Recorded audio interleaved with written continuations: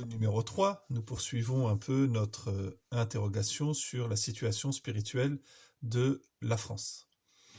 Donc nous avons dit qu'il y avait une alternative entre l'extrémisme religieux de l'islam et l'extrémisme religieux du paganisme d'apostasie. Et nous avons aussi un peu expliqué que signifiait le terme apostasie. En ce sens, il est important que l'on puisse reconnaître que c'est nous, les premiers, qui sommes responsables de la situation spirituelle de la France. Ce n'est pas l'islam ou les étrangers en France qui ont provoqué l'apostasie de la France. Parce que l'apostasie relève d'un principe de liberté. C'est précisément parce que nous sommes libres que l'on peut apostasier.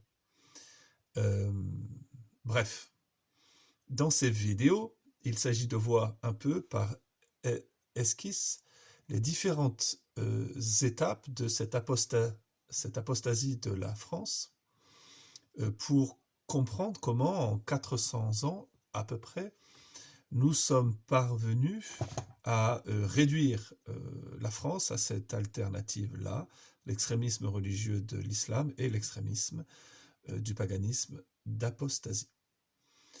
En ce sens, pourquoi il y a cette présence si importante de l'islam en France?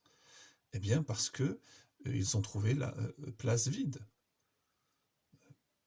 Ils sont très étonnés que la France leur laisse sa dignité, sa lieutenance sur un plateau d'argent. Si la France refuse d'assumer son être, qui est d'avoir été élu pour devenir un pays chrétien, l'islam lui vole son droit d'aînesse et elle se substitue à la dignité spirituelle de la France. C'est pour cela qu'il est absurde de pousser des cris devant la présence des musulmans en France ou de l'islam extrémisme en France. Oui, on doit s'en inquiéter et l'on va en souffrir de plus en plus, assurément. Mais il serait bon que nous commencions à nous convertir et à voir que c'est la conséquence du péché d'apostasie de la France. La question c'est que répondre à cette situation de fait? Il nous semble que on ne répond pas à l'apostasie, à sa propre apostasie, en tuant ceux qui ont pris notre place. Il ne s'agit pas de reconquérir par la force, la puissance militaire, l'espace, non pas perdu, mais vendu par la France aux islamiques. Il s'agit de redevenir chrétien. La chrétienté est morte. Le christianisme n'est pas morte, mais la chrétienté en tant qu'une société qui cristallise ses forces principales autour de la foi en Jésus-Christ, ce phénomène-là n'existe plus en France. Par contre, le christianisme existe et existera parce que le christianisme, c'est le Christ.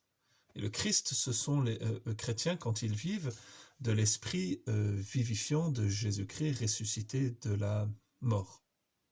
La question est comment ces quelques chrétiens, ce petit reste, pourra laver la truie de son propre vomissement et de son bourbier.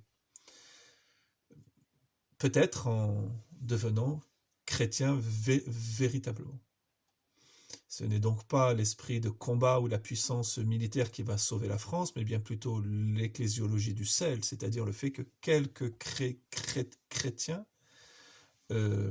en donnant leur vie et pour les musulmans extrémistes et pour les païens apostats extrémistes aussi, vont réengendrer la France à la fois chrétienne. À bientôt pour la vidéo numéro 4.